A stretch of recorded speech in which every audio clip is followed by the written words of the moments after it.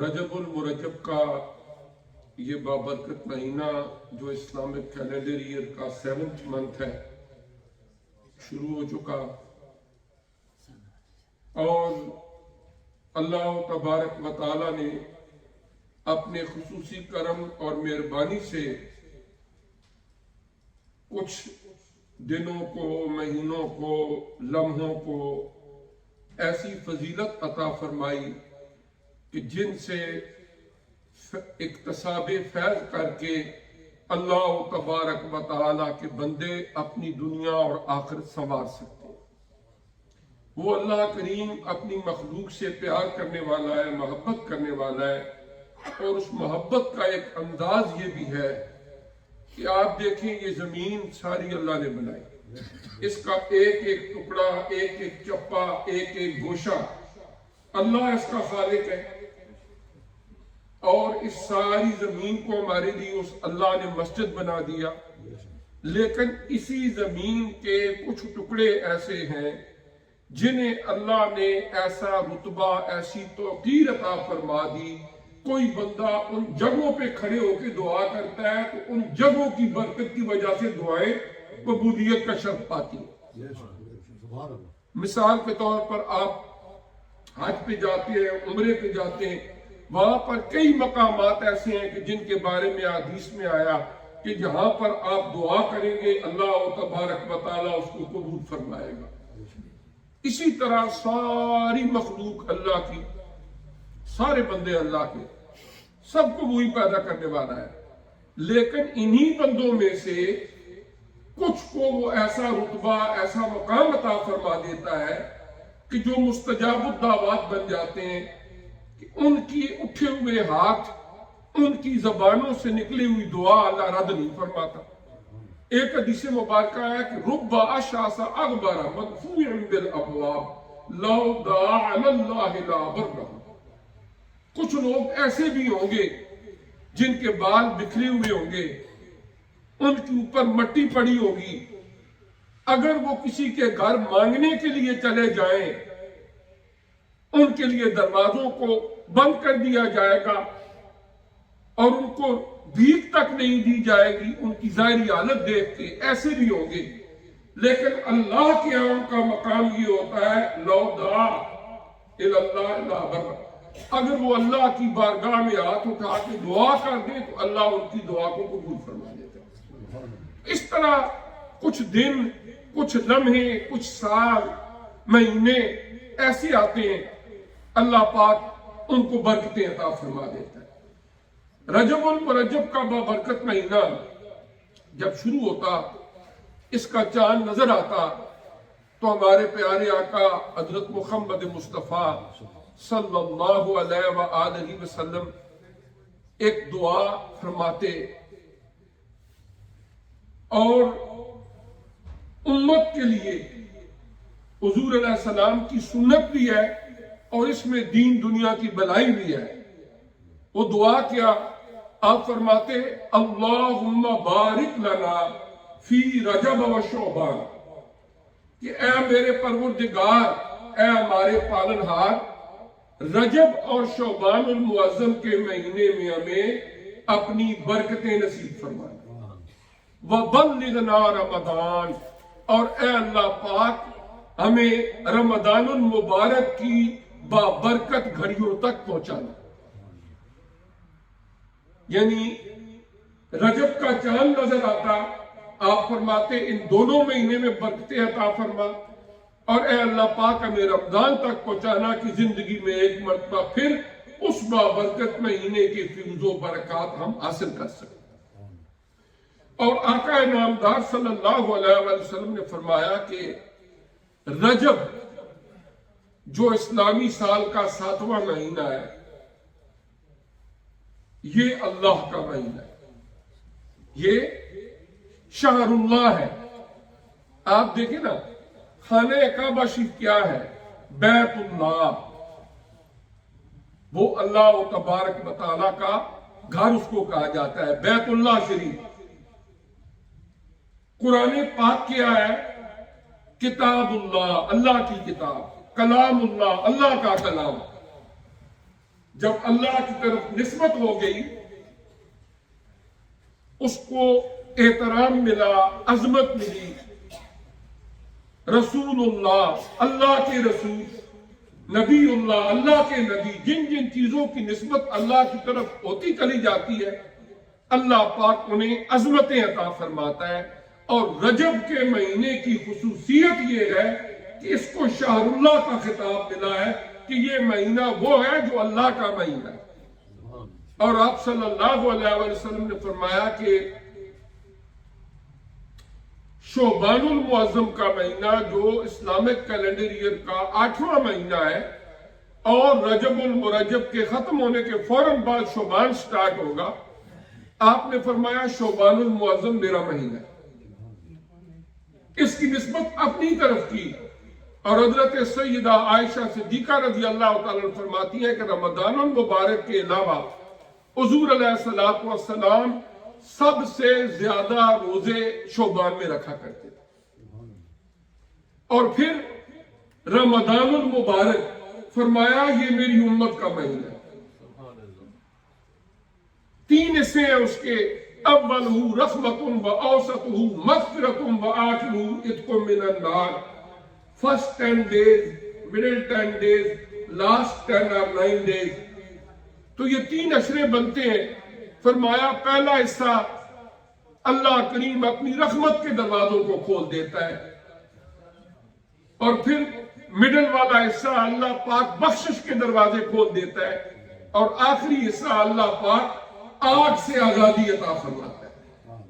تو اس طرح یہ ہے کہ یہ جو رجب المرجب کا مہینہ ہے، ایک تو اس کی یہ برکت ہے کہ یہ اللہ کا مہینہ ہے، اور احادیث مبارکہ کے اندر اس میں روزے رکھنے، نوافل کی ادائیگی، اس کا اجر و ثواب بیان کیا گیا. اور کچھ تاریخی واقعات ایسے ہیں جو اسی مہینے میں پیش آئے.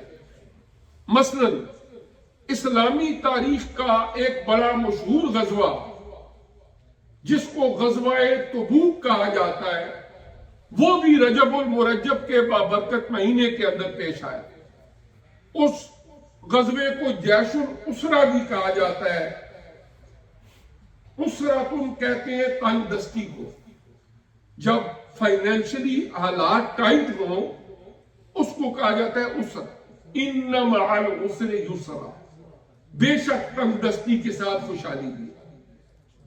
جیش الاسرہ کہا جاتا ہے کہ وہ لشکر ہے جو انتہائی تنگ دستی کی حالت میں جا رہا ہے. کچھ قحط سالی کا بھی زمانہ تھا.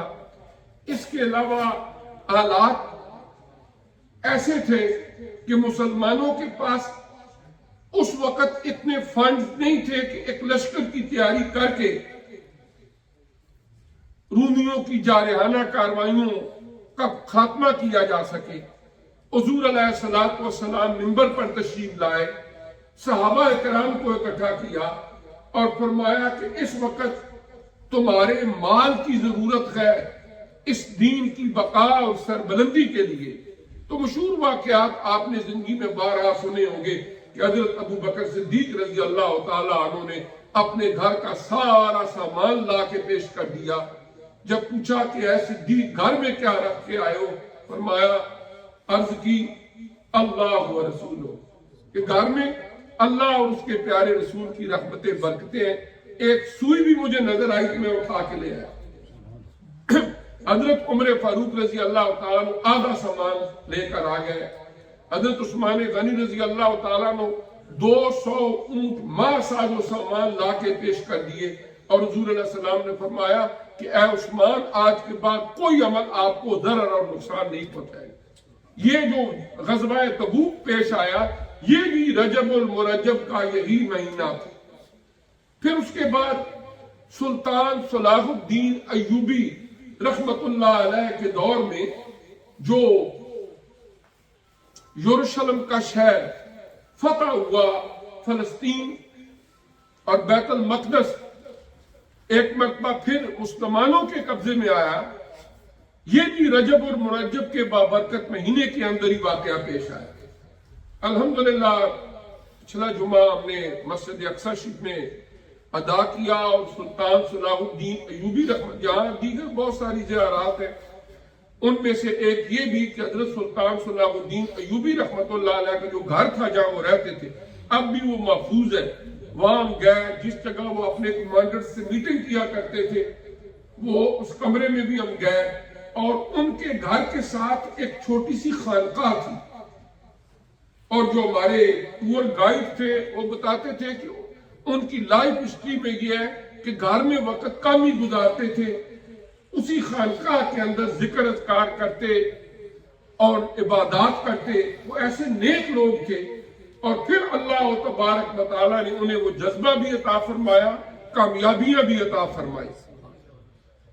اور اس طرح یہ ہے کہ یہ رجب المرجب کے اس بابرکت مہینے کے اندر حضرت سلطان صلاح الدین ایوبی رحمت اللہ علیہ کے دور کے اندر جو ہے وہ فتح ہوا تھا فلسطین۔ میں جس وقت سینٹرل ماسک میں تک 2002-03 کی بات ہے، ایریل شارون اس وقت اسرائیل کے پرائم منسٹر ہوا کرتے تھے، اب تو ان کی ڈیتھ ہو گئی ہے۔ تو ایک دفعہ میں اس طرح ایک اخبار پڑھ رہا تھا آن لائن کمپیوٹر پر، نوائب وقت پاکستان کا، اس میں خبر میں نے پڑھی تو بڑی میرے دل کو لگی، میں نے اس کا ایک پرنٹ آؤٹ نکالا، اور اگلے دن جمعہ تھا ادھر ہی سینٹرل ماسک میں، تو میں نے کہا کہ کوئی تبصرہ نہیں کرنا، جو نیوز میں نے پڑھی ہے آپ کو پڑھ کے سنا دینی ہے، اس کے بعد آپ کا کام ہے اس کو سن کے جو نتیجہ نکالو، جو تاثر لو۔ ہر بندے کو اللہ پاک نے علم، عقل، فکر سے نوازا ہوا۔ وہ خبر کیا تھی کہ اس وقت کے پرائم منسٹر ایریل شارون اپنے فوجی کمانڈروں اور کیبنٹ سے مشترکہ ایک خطاب کر رہے تھے۔ اس خطاب میں انہوں نے کہا کہ ہسٹوریکلی اس میں کوئی شک و شبہ نہیں کہ مسلمانوں کے دو دور ایسے آئے کہ انہوں نے بیت المقدس کو فتح کیا۔ ایک دور خلیفہ دوم حضرت سیدنا عمر بن خطاب رضی اللہ تعالی عنہ کا وہ دور تھا، اس میں فلسطین فتح ہوا، اور پھر دوسرا دور وہ حضرت سلطان صلاح الدین ایوبی رحمت اللہ تعالی علیہ کا دور تھا کہ جس کے اندر فلسطین فتح ہوا۔ وہ اپنے کمانڈرز کو اور کیبنٹ کو کہہ رہے تھے کہ ان دو ادوار میں مسلمانوں نے ضرور اس کو فتح کیا ہے، لیکن آپ کو فکر مند ہونے کی ضرورت نہیں۔ اس وقت مشرق سے لے کر مغرب تک اور شمال سے لے کر جنوب تک ان مسلمان لیڈروں کے اندر نہ کوئی عمر بن خطاب نظر آتا ہے، نہ سلطان صلاح الدین ایوبی نظر آتا ہے۔ ان میں کوئی عمر کی صفات کا نظر نہیں آ رہا، کوئی سلطان صلاح الدین ایوبی نظر نہیں آ رہا، آپ بالکل بے فکر ہو جائیں۔ اور دوسری بات اس نے اپنے اس کیبنٹ کو اور فوجی کمانڈروں کو تسلی دینے کے لیے یہ کہی کہ دیکھو ان مسلمانوں کے اندر جب تک دو چیزیں رہیں گی یہ کبھی آپ کا مقابلہ نہیں کر سکتے اگرچہ آپ کی تعداد کم ہے۔ نمبر ایک، جب تک ان کے اندر بے حیائی پھیلتی رہے گی، مسلمان بے حیا اور بے شرم ہو جائے گا، اس وقت آپ کا مقابلہ نہیں کر سکتا۔ نمبر دو، جب تک ان کے اندر تفرقہ بازی رہے گی اور یہ ایک دوسرے کے ساتھ الجھے رہیں گے، لڑتے رہیں گے، اتفاق اتحاد نہیں ہوگا، اس وقت تک یہ آپ کا مقابلہ نہیں کر سکتے۔ لیکن اگر ان مسلمانوں میں نظروں کے اندر، دلوں کے اندر شرم و حیا آ گیا، پاکیزگی آ گئی، دل کی نظر کی طہارت آ گئی، اور یہ آپس میں متحد ہو گئے کسی سٹیج پر، تو پھر آپ کے لیے مشکل ہوگا ان کے ساتھ مقابلہ کرنا۔ تو اس کے لیے یہ ہے کہ اس میں کوئی شک نہیں، جو انالیسس کیا ہے ہم نے اس کے ساتھ ہمارا اتفاق ہے۔ جو کچھ بات کی ہے میں تو اپنے لوگوں کو تسلی دینے کے لیے کی ہے، لیکن انفارچونیٹلی یہی سچویشن، یہی حالات جو ہے وہ ہمارے اندر ہے، جس کی وجہ سے یہ حالات پیدا ہوتے ہیں۔ تو باہر کیا میں آج یہ کر رہا تھا کہ اس رجب المرجب کے بابرکت مہینے کے اندر ہی فلسطین جو ہے حضرت سلطان صلاح الدین ایوبی رحمۃ اللہ علیہ کے دور میں فتح ہوا تھا۔ پھر اس کے بعد یہ ہے کہ اس مہینے کی بڑی خصوصیت وہ یہ ہے کہ اللہ تبارک و تعالی نے ہمارے پیارے آقا و مولا حضرت محمد مصطفیٰ صلی اللہ علیہ وآلہ وسلم کو ایک ایسا معجزہ عطا فرمایا کہ جو یونیک ہے، کسی اور نبی کو بھی نصیب نہیں ہوا، اور وہ ہے معراج النبی صلی اللہ علیہ وآلہ وسلم۔ قرآن پاک میں دو مقامات پر اللہ تعالیٰ نے اس واقعے کو بیان فرمایا ہے۔ ایک سورہ بنی اسرائیل جس کا دوسرا نام ہے سورہ الاسراء، اس کی پہلی آیت میں جو میں نے تلاوت کی ہے کہ بسم اللہ الرحمن الرحیم سبحان الذی اسرا بعبدہ لیلا من المسجد الحرام الى المسجد الاقصى الذی بارکنا حولہ لنریہ من آیاتنا انہ هو السمیع البصیر۔ اور دوسرا اس واقعے کو 27ویں پارے کی سورہ النجم میں بیان کیا گیا ہے، وہاں پر بھی اس کے کچھ احوال و واقعات جو ہیں وہ بیان ہوئے ہیں۔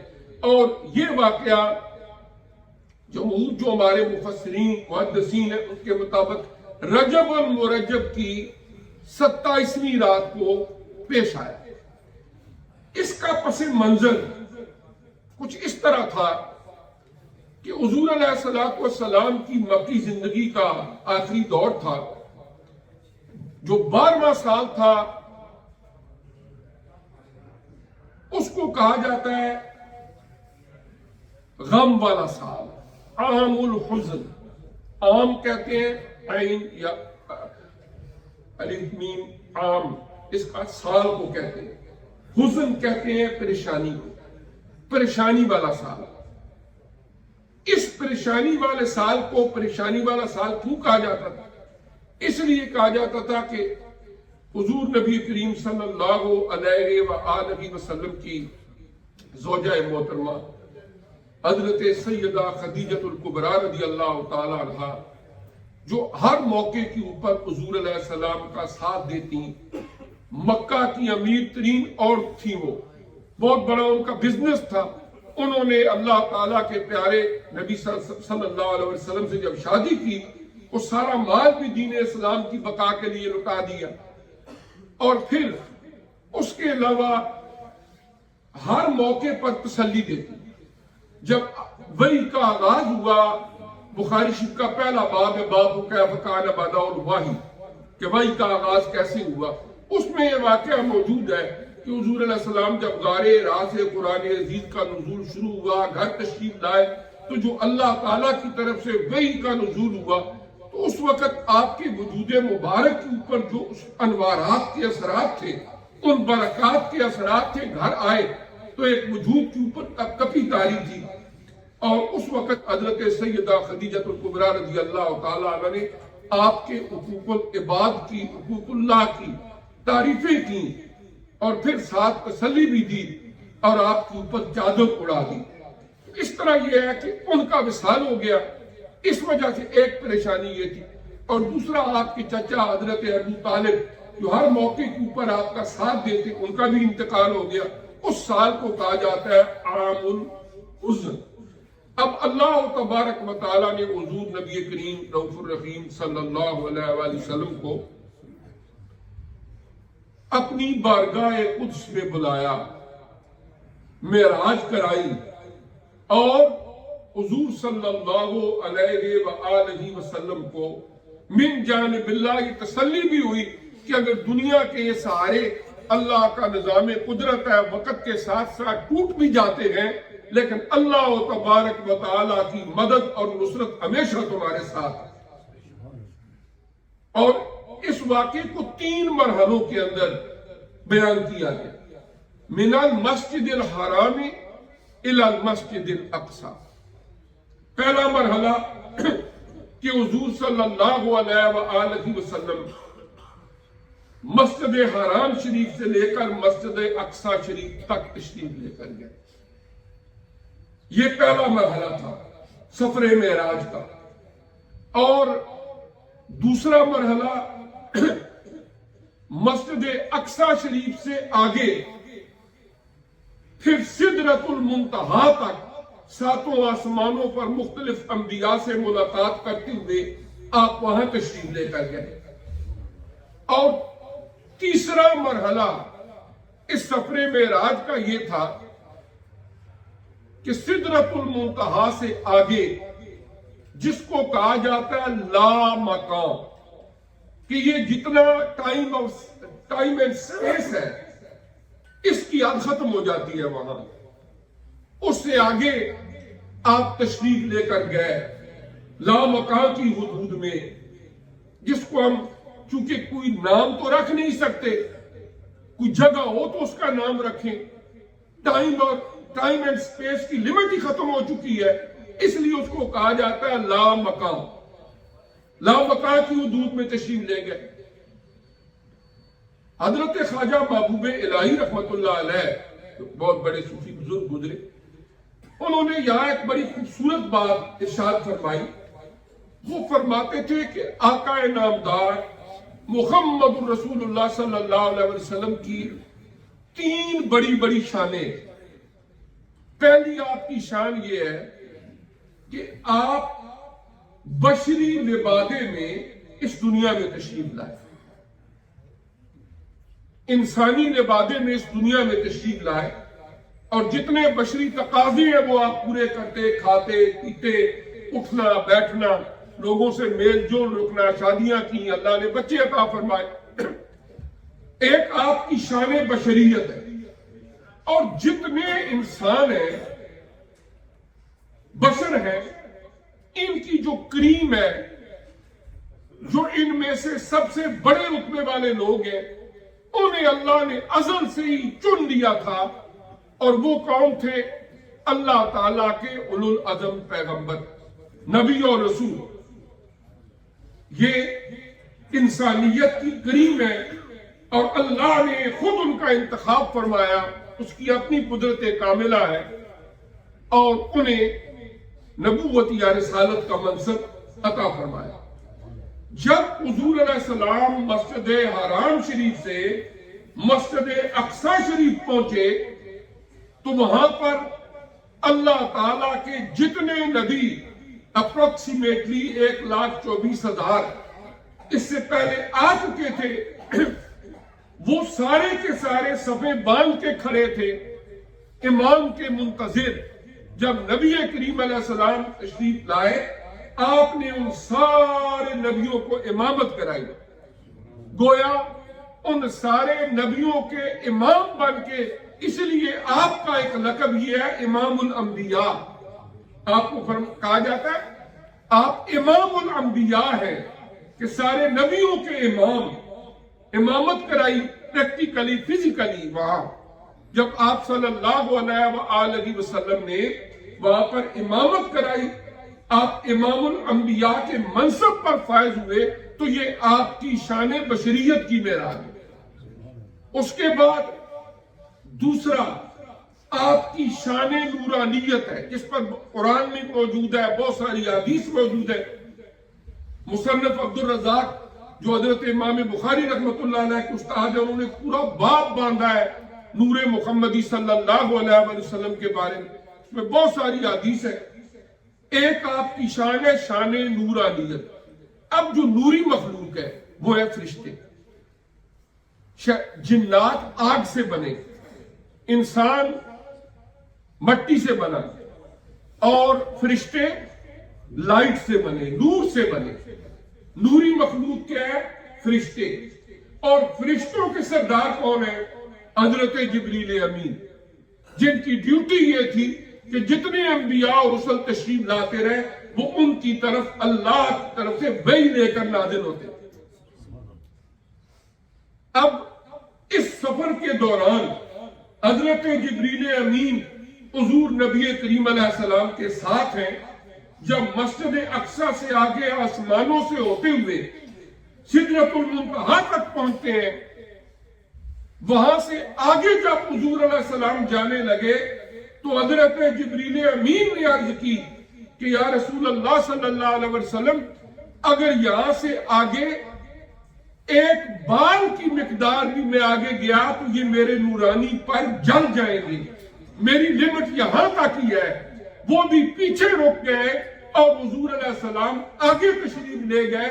یہ آپ کی شان نورانیت کی معراج ہے، اس لیے کہ نوریوں کے سردار وہ بھی پیچھے رہ گئے اور آپ آگے تشریف لے گئے۔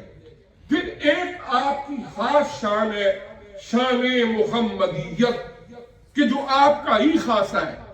اب اس کے بعد آگے کیا ہوا؟ حضور نبی کریم علیہ السلام نے واپس آ کے صحابہ کرام رضوان اللہ تعالی علیہ مجمعین کو معراج شریف کے واقعات خود بیان فرمائے۔ مسلم شریف کے اندر ایک طویل حدیث ہے، حدیث معراج۔ قرآن کے اندر اس کو اسراء سے تعبیر کیا گیا، حدیث میں اس کو معراج، اسی لیے اس کو واقعہ اسراء بھی کہا جاتا ہے، واقعہ معراج یہ بھی کہا جاتا ہے۔ اور وہاں پر قرآن نے اتنا فرمایا فَأَوْحَىٰ إِلَىٰ عَبْدِهِ مَا أَوْحَىٰ، سورہ نجم 27واں پارہ، فَأَوْحَىٰ إِلَىٰ عَبْدِهِ مَا أَوْحَىٰ۔ پھر وہاں پر اللہ تعالیٰ نے اپنے خاص بندے سے گفتگو کی، جو بھی اللہ نے گفتگو فرمائی، اور نبی کریم علیہ السلام نے واپس آ کے ہمیں جو تحفہ عطا فرمایا وہ نماز، یہ ہماری 5 وقت کی جو نماز ہے، اسی معراج کی رات اللہ کی طرف سے امت کے لیے گفٹ، ایک تحفے کے طور پر دی گئی۔ اس کی تفصیلی واقعات ہیں، البتہ یہ ہے کہ ہمیں اسی لیے نماز کو فرمایا گیا الصلاۃ معراج المومنین، نماز مومنوں کی معراج ہے، اس لیے کہ معراج کی رات اللہ تبارک و تعالیٰ نے حضور علیہ السلام کی امت کے لیے یہ عنایت فرمائی ہے۔ تو اس معراج النبی صلی اللہ علیہ وسلم کے واقعے سے ہمارے لیے جو سبق ہے وہ سب سے بڑا یہ کہ ہم اپنے آپ کو نماز کا پابند کریں، اس لیے کہ اللہ تعالیٰ نے یہ تحفہ ہمارے لیے حضور علیہ السلام کے ذریعے فرمایا۔ اللہ پاک مجھے بھی آپ کو سمجھنے کی اور